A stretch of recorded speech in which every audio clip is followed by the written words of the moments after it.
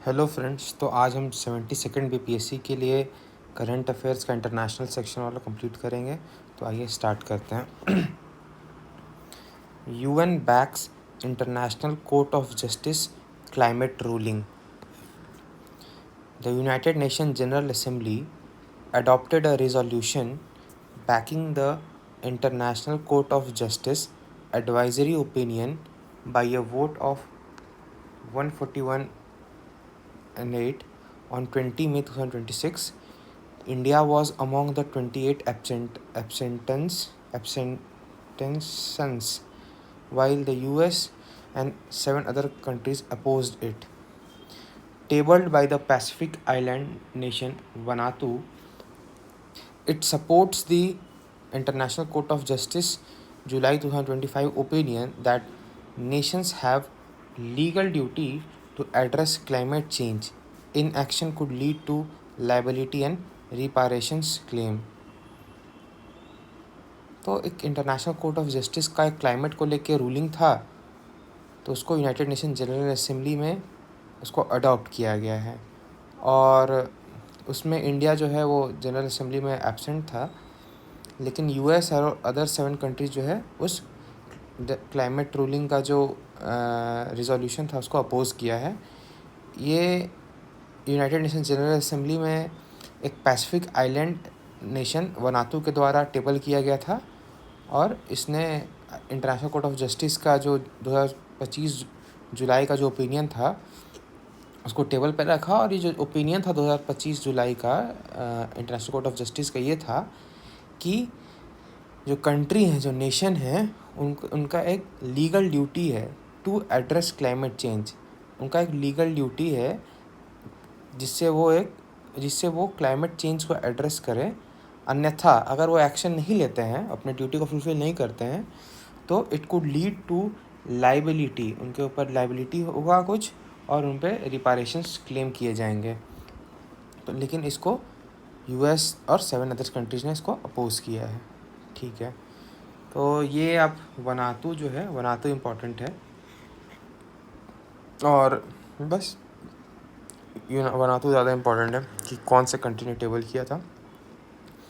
फिर आइए सेकंड देखते हैं। Defence minister Rajnath Singh visit to Vietnam and South Korea. Vietnam 18 to 19 May 2026 virtually inaugurated a language lab at Air Force Officers College, Vietnam, set up with Indian assistance. तो defence minister Rajnath Singh ने virtually मतलब through online mode से एक language lab का inauguration किया जो कि air force officers college Vietnam में था। राजनाथ सिंह ने इसलिए इसको इनाग्रेट किया क्योंकि ये जो लैंग्वेज लैब बना था वो इंडिया के असिस्टेंस से बना था। और राजनाथ सिंह ने अनाउंस किया an AI lab at telecommunication university Nha Trang and MOU signed on artificial intelligence and quantum technology. ठीक है, फिर साउथ कोरिया का भी उनका दौरा था। Defence minister Rajnath Singh and South Korea's minister of patriots and veterans affairs No Oh Il inaugurated the Indian war memorial at, देखिए ये इंपॉर्टेंट है, इन्होंने इंडियन वार मेमोरियल का इनाग्रेशन किया ये साउथ कोरिया में एट इमजिनगाक पार्क सियोल में। Seoul आपको साउथ कोरिया की राजधानी है शायद, एक बार आप लोग चेक करिएगा। तो वहाँ पे इंडियन वार मेमोरियल का इनाग्रेशन राजनाथ सिंह ने और साउथ कोरिया के minister of patriots and veterans affairs ने मिलके इनाग्रेट किया। Memorial honours the 60 para field ambulance of the Indian army and the custodian force of India for their Korean war contribution.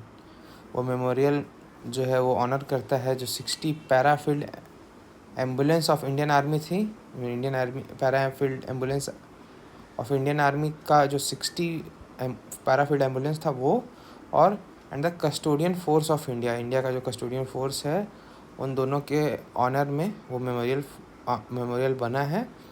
और ये दोनों जो 60 पैराफील्ड एम्बुलेंस जो Indian army का था और कस्टोडियन फोर्स ऑफ इंडिया, ये दोनों ने कोरियन वॉर में कंट्रीब्यूट किया था। और एक MOU साइंड हुआ है साउथ कोरिया और इंडिया के बीच में for cooperation in honouring Korean war veterans. और MOU है कि कोरियन वॉर वेटरन्स को ऑनर करेंगे। ठीक है, तो इसमें इम्पोर्टेंट हो गया इंडियन वॉर मेमोरियल कहाँ अभी इनॉग्रेट हुआ है, तो ये आपको हो गया इमजिनगाक पार्क सियोल में। ठीक है, और वैसा कुछ ज़्यादा इम्पोर्टेंट नहीं है। तो इसमें आपको वनातू इम्पोर्टेंट हो गया, इसमें आपका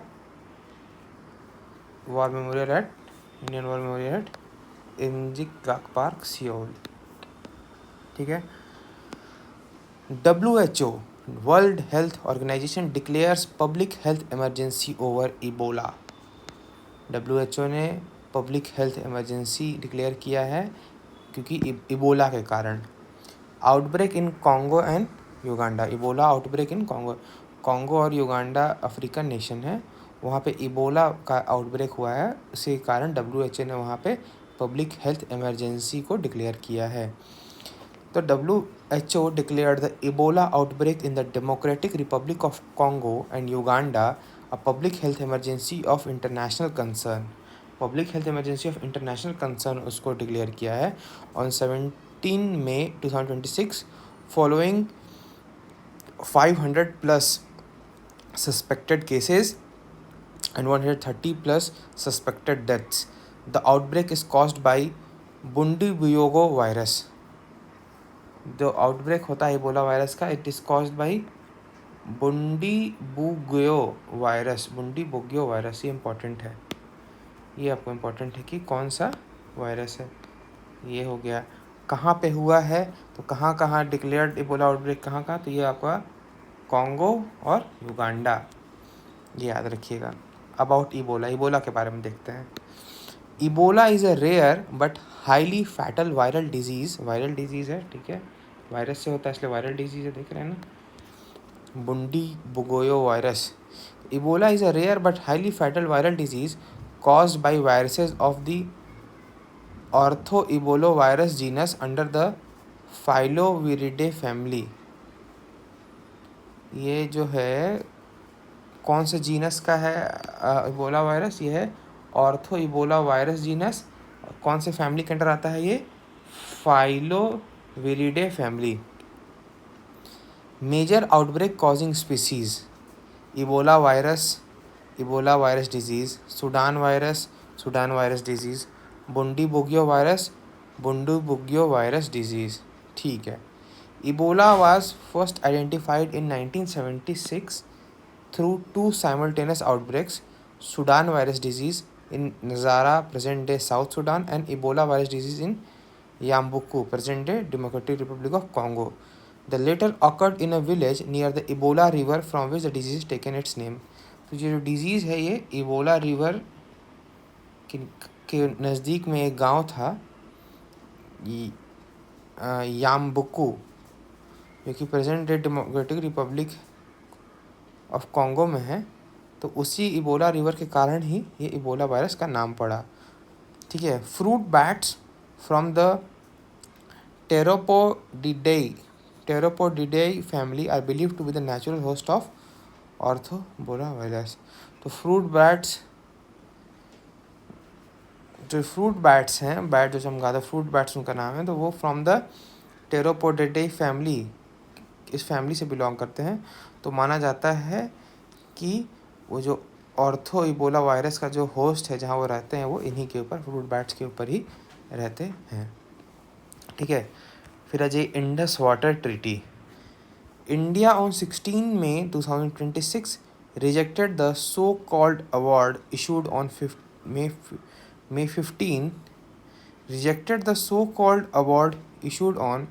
May 15 by the illegally constituted so-called Court of Arbitration regarding disputes with Pakistan over Indus Water Treaty.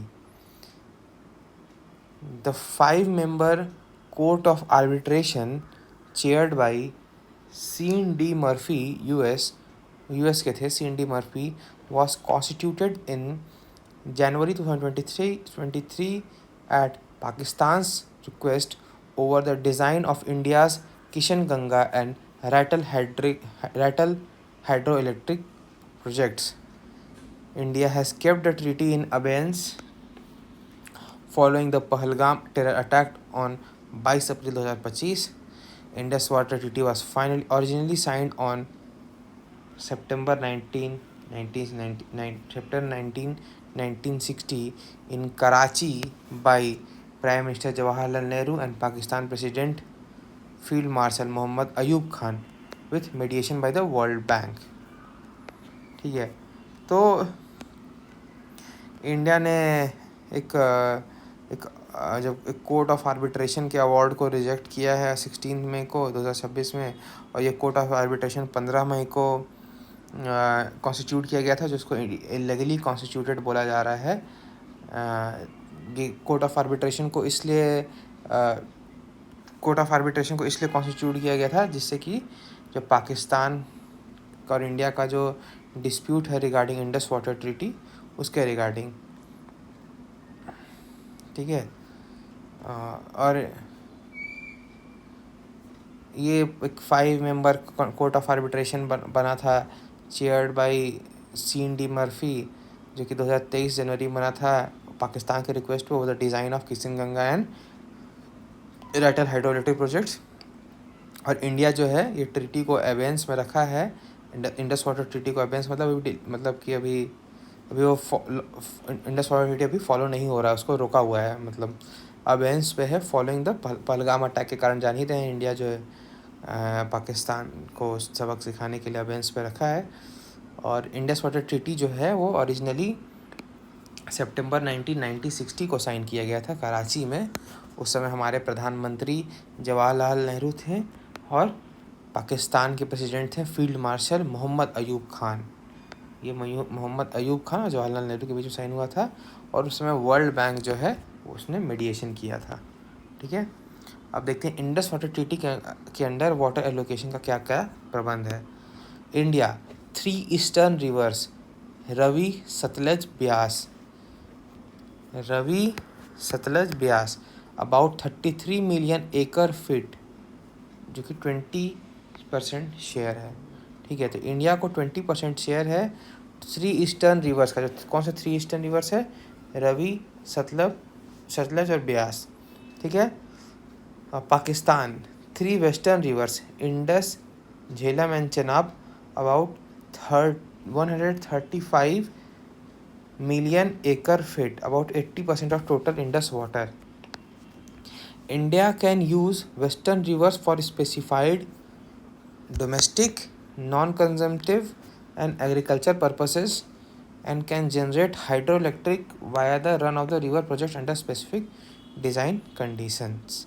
तो ठीक है, जो इंडस वाटर ट्रीटी में है हम देखते हैं उसके हिसाब से जो 3 ईस्टर्न रिवर है रावी, सतलज, ब्यास, ऐसे हम लोग अगर इंडस वाटर को देखें तो इंडस जो नदी है उसके ट्रिब्यूटरी है। जैसे इंडस से नदी हो गया तो इंडस के जैसे झेलम, चेनाब, रावी, ब्यास, सतलज।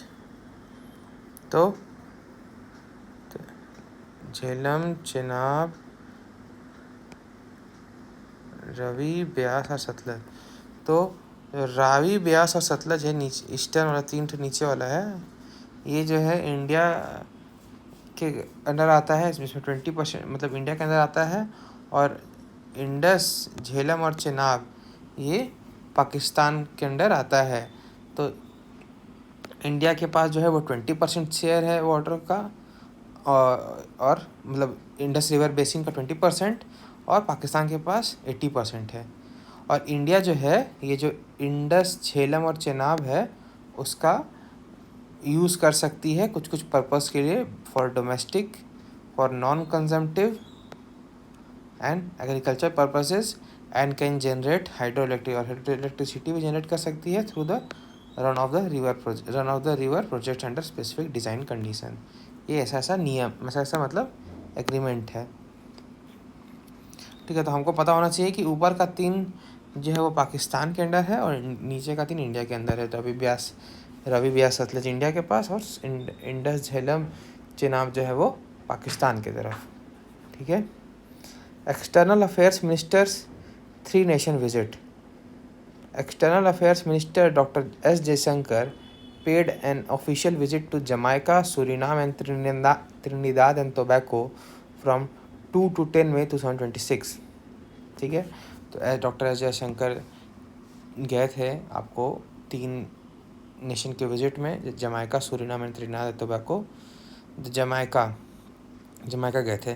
तो जमाइका में acknowledged completion of the improving rural livelihoods project in Kitson Town under the India-UN Development Partnership Fund benefiting 200 people. India handed over 10 Bharat Health Initiative for Sahyog Hit and Maitri Emergency Medical Units।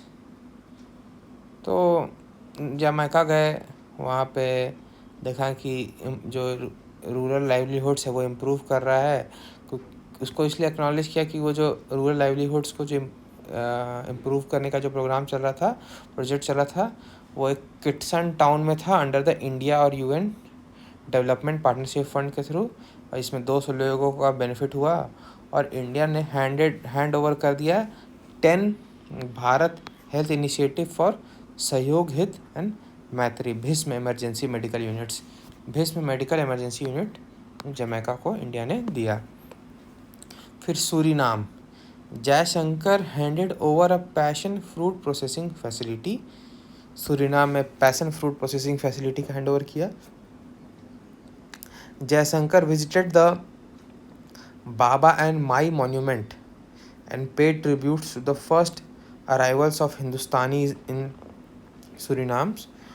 Suriname. Also paid homage at the monument for the fallen heroes in Mariburg. Visited the Lala Rukh Museum, which is the custodian of the cultural heritage of the Hindustani community. Delivered an address on partnership for progress। ठीक है, बहुत याद करने वाली चीज़ नहीं है, आपको पता होना चाहिए कि जमैका गए, सूरीनाम गए, त्रिनिदाद टोबैगो गए। अब अंदर की डिटेल्स बहुत ज़्यादा हमारे लिए इम्पोर्टेंट नहीं है। ठीक है, आप उसको ऊपर ब्रॉड लेवल पे समझिए कि गए थे जमैका, सूरीनाम और त्रिनिदाद टोबैगो। जमैका का मैंने आपको बताया, सूरीनाम में कोई फ्रूट प्रोसेसिंग फैसिलिटी का हैंड ओवर किया और बाबा एंड माई मॉन्यूमेंट को विज़िट किए और मतलब ये और ट्रिब्यूट पे किया टू द जो कि पहले हिंदुस्तानी जो थे सूरीनाम में गए थे और उन्होंने होमेज पेड किया जो कि monument for the fallen heroes in Maryburg. और लल्ला रुख म्यूज़ियम गए। तो इससे बहुत सारे माइन्यूट डिटेल्स है। ठीक है, लल्ला रुख म्यूज़ियम गए which is a custodian of, जो कि लल्ला रुख म्यूज़ियम जो है वो एक मतलब कल्चरल हेरिटेज साइट है of Hindustani community. And delivered a address, मतलब एक स्पीच दी है और क्या, पार्टनरशिप फॉर द प्रोग्रेस के ऊपर। Trinidad and Tobago, 8 memorandum of understandings were signed in the areas of tourism, solarisation, vector control, infrastructure upgrade of Nelson Island, and for the setting up of an Indian chair on Ayurveda at the University of West Indies.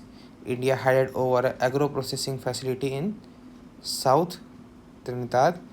External Affairs Minister visited Nelson Island where the Girmitiyas first arrived। तो 8 MOU sign हुआ अलग अलग sector में और India ने agro processing facility जो है hand over किया साउथ त्रिनिदाद में। और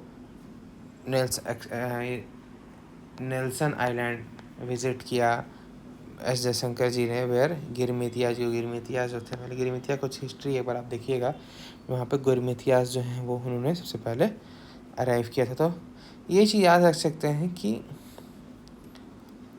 नेल्सन आइलैंड कहाँ है।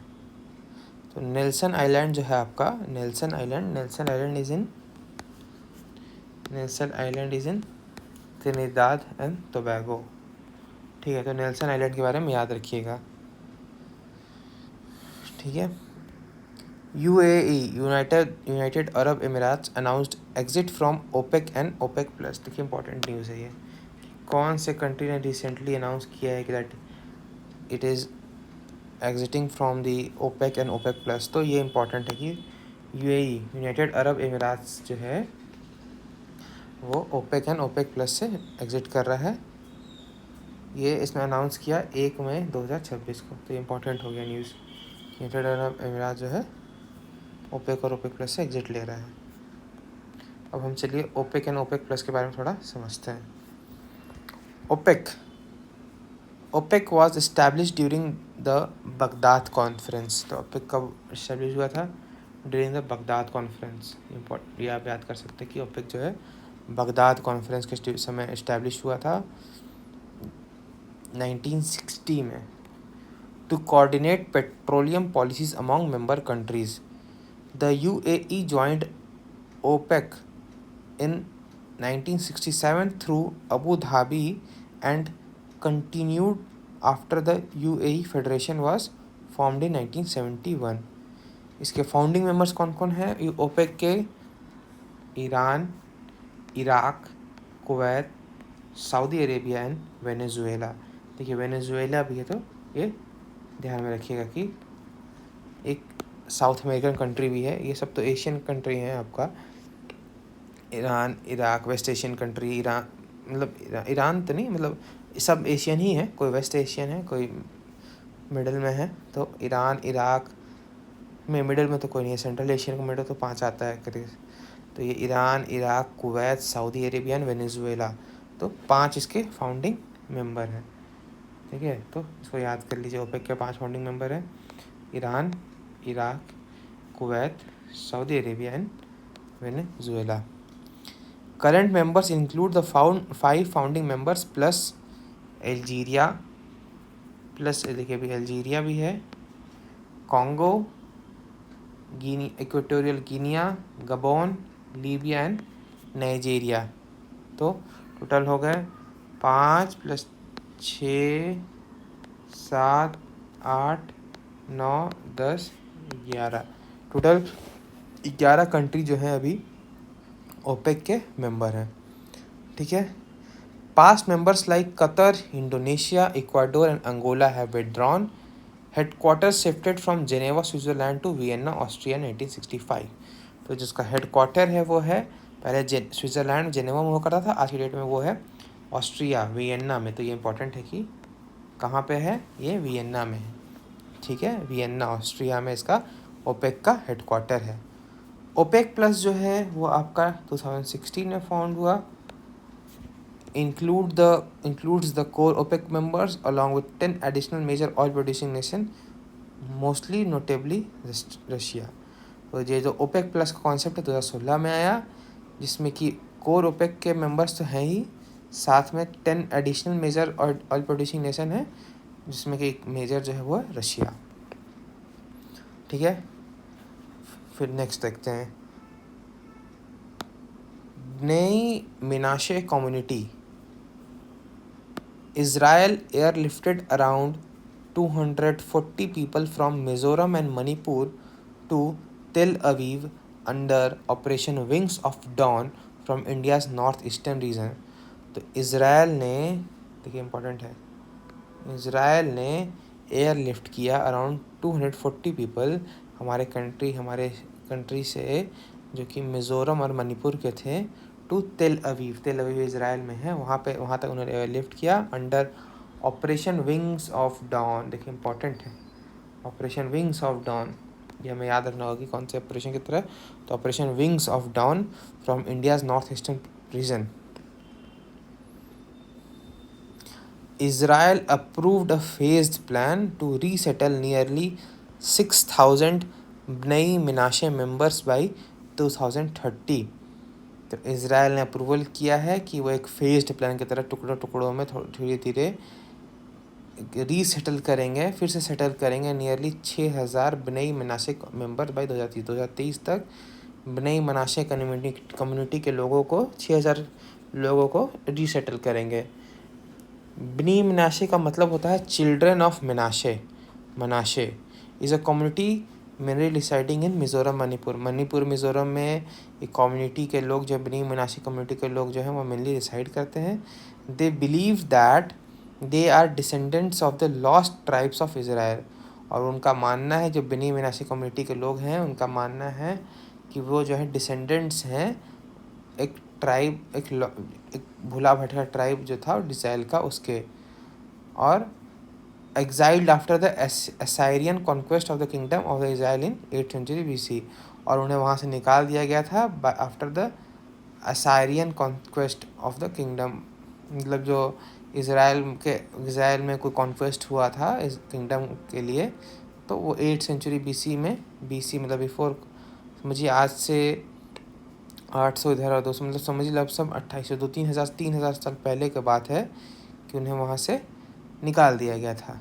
तो ये इम्पॉर्टेंट है, कौन सी कम्युनिटी है, तो Bnei Menashe community, Bnei Menashe community. Most member belong to the Mizo, Kuki and Chin ethnic groups of north east India, और इसमें के बहुत सारे लोग जो हैं वो मीज़ो, कुकी और Chin ethnic groups of north east India से बिलोंग करते हैं। ठीक है, तो बिनाई मनाशे कम्युनिटी जो है वो आपको इम्पॉर्टेंट हो गया।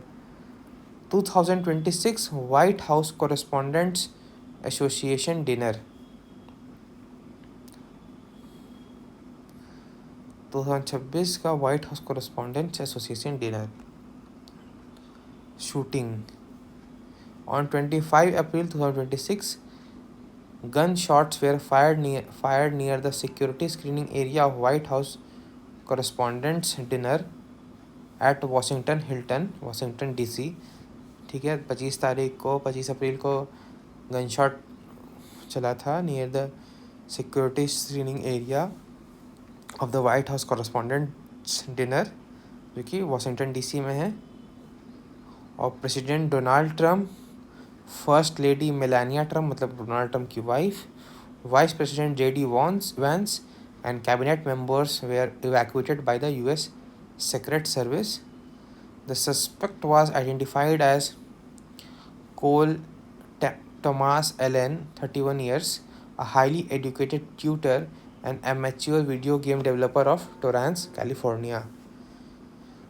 ठीक है, तो एक जो सस्पेक्ट था उसका नाम था कोल टोमास एलन। ठीक है, about US Secret Service. US का सीक्रेट सर्विस जो है, it was founded in 1865। It is among the world's oldest federal investigative law enforcement agency and functions under the Department of Homeland Security. Its role expanded after the assassination of President William McKinley in 1901। ठीक है, तो US Secret service के बारे में दिया हुआ है, और कौन कौन से यूएस प्रेसिडेंट जो हैं उनके ऑफिस में ही असैसिनेट कर दिया गया, उनका मर्डर कर दिया गया है। तो अब्राहम लिंकन 1865 में अब्राहम लिंकन को उनके ऑफिस में असैसिनेट कर दिया गया था।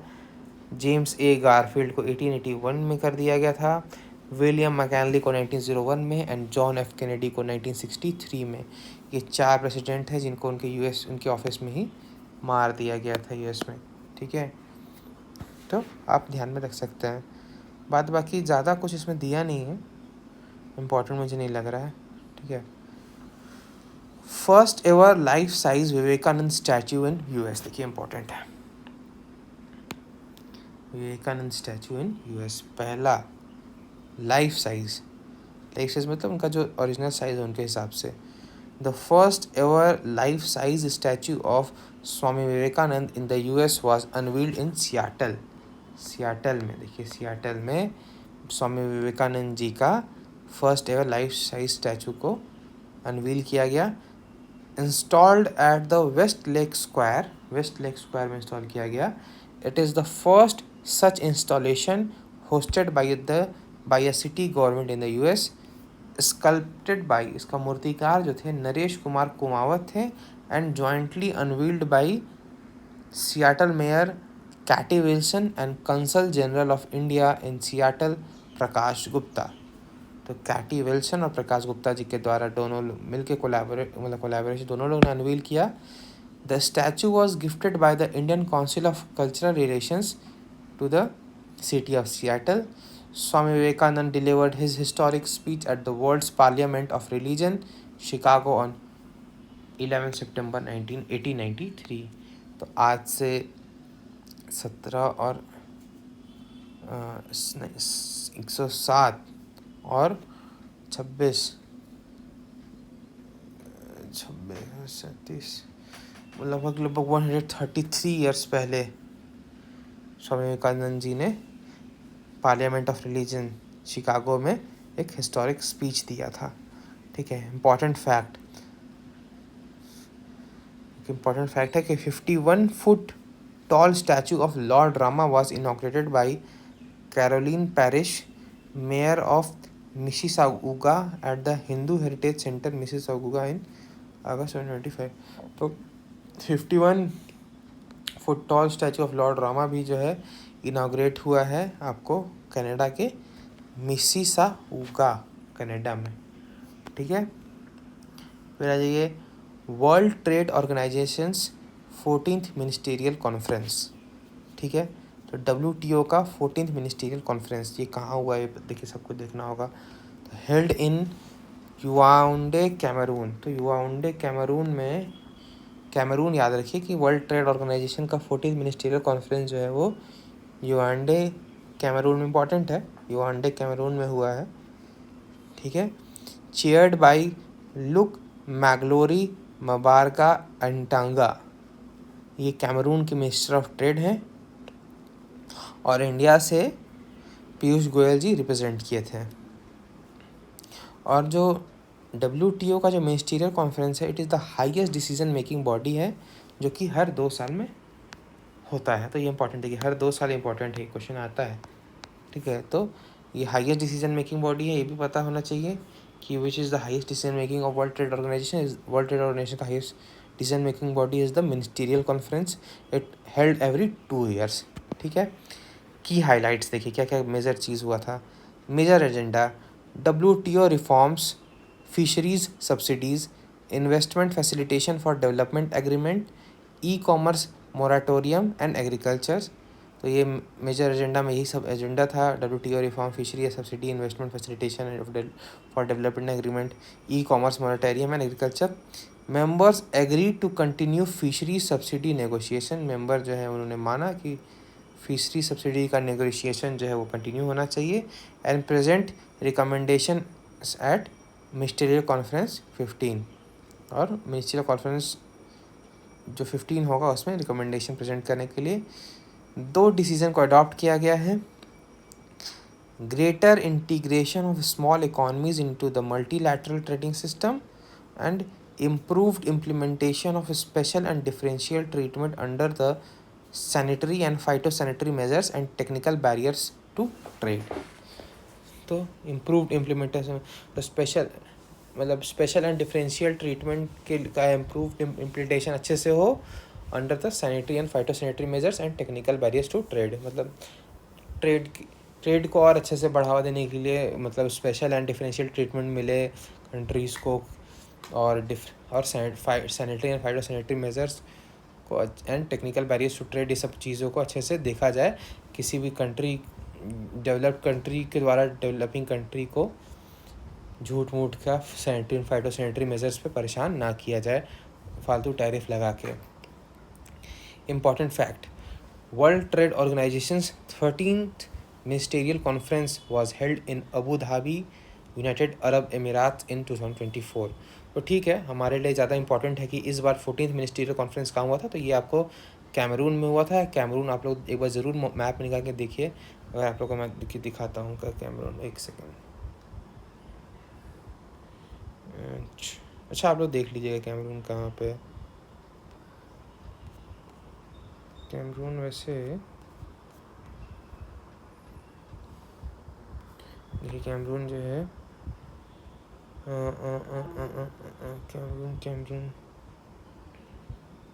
कैमरून ये देखिए, ये है ना कैमरून,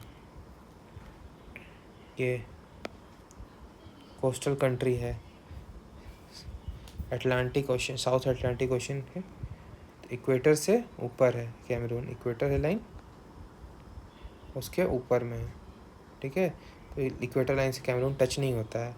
कैमरून का युआंडे, मुझे लगता है कि कैमरून का जो मतलब वो युआंडे जो है कैपिटल है। ठीक है, तो कैमरून युआंडे में 14th मिनिस्टीरियल कॉन्फ्रेंस हुआ था।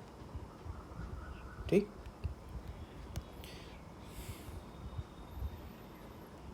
और 13th मिनिस्ट्रियल कॉन्फ्रेंस जो है अबू धाबी यूनाइटेड अरब एमिरात्स में हुआ था। ठीक है। जापान्स काबुकी थिएटर, ठीक है, Japan's Kabuki theatre, Japanese traditional theatre art of Kabuki,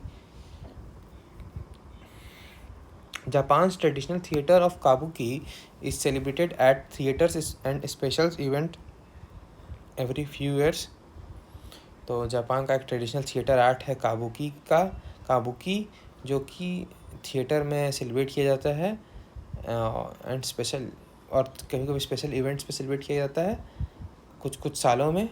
Kabuki जो है वो a traditional Japanese theatre form dating back to the 1600s, follows a male hereditary system where stage names are passed down through a generations and celebrated through special ceremonies। Kabuki performance features styled dance and makeup, live music and elaborate costumes and stage settings। तो बस आप इतना जान लीजिए कि Kabuki जो theatre programme है वो कहाँ का है। तो काबुकी जो थिएटर प्रोग्राम है वो है जापान का। ठीक है। No kings movement, protesters united against under the No Kings movement on March 28, 2026, opposing US President Donald Trump's administration and policies and advocating for democracy across the US and beyond। This was the third nationwide mobilization since Mr. Trump's re-election in January 2025, following two earlier protests held in June and October 2025। तो ये आप खाली ध्यान में रख सकते हैं कि नो किंग्स मूवमेंट, ये जो डोनाल्ड ट्रम्प जी के द्वारा जो उनके एडमिनिस्ट्रेशन और वो पॉलिसी जो ला रहे हैं, तो उन्हीं के अगेंस्ट में जो प्रोटेस्ट किया गया था कि ये मतलब जो आप राजा की तरह चाल चल रहे हैं, आप अपने मन में जो आ रहा है वो कर रहे हैं, एक डेमोक्रेटिक कंट्री की तरह काम नहीं कर रहे हैं। तो वही ये था कि लोग प्रोटेस्ट किए कि नो किंग्स मूवमेंट, कोई राजा की तरह उनका मूवमेंट नहीं होना चाहिए, ये एक मेरा डेमोक्रेटिक कंट्री है। ठीक है ना। और ये तीसरा बार पूरा यूएस में एक वर्ल्ड वाइड मोबिलाइजेशन प्रोटेस्ट हुआ है जब से ट्रम्प जो है री इलेक्ट होके अमेरिका में एज ए प्रेसिडेंट बन के प्रेसिडेंट बन के आए हैं। ठीक है। तो याद रखिए कि नो किंग्स मूवमेंट जो है वो प्रेसिडेंट डोनाल्ड ट्रम्प के अगेंस्ट में है। China's Atlas drone swarm system, तो कोई चाइना का एटलस ड्रोन सिस्टम की बात हो रही है। The Chinese people's liberation army unveiled its new Atlas drone swarm system in March 2026। तो आपको ये पता होना चाहिए कि एटलस ड्रोन स्वार्म सिस्टम कहाँ का है, तो ये चाइना का है। ठीक है। तो एटलस ये क्या कर, देखिए अब आगे इसके बारे में समझते हैं। The system enables simultaneous mass launch, control of nearly 100 drones and single operator control। तो ये जो सिस्टम है एटलस ड्रोन स्वार्म सिस्टम, ये एक फैसिलिटी देता है जिसकी तरह साइमल्टेनियस मास लॉन्च, मतलब एक साथ बहुत ज़्यादा ड्रोन का लॉन्चिंग हो पाए और मतलब लगभग 100 ड्रोन, और उसका जो ऑपरेटर रहे वो सिंगल ऑपरेटर कंट्रोल पे वो 100 ड्रोन को साइमल्टेनियसली कंट्रोल किया जाए। It functions as a mini battlefield network on wheels, capable of surveillance, communication, electronic disruption and attack operations, developed by China's Electronics Technology Group Corporation।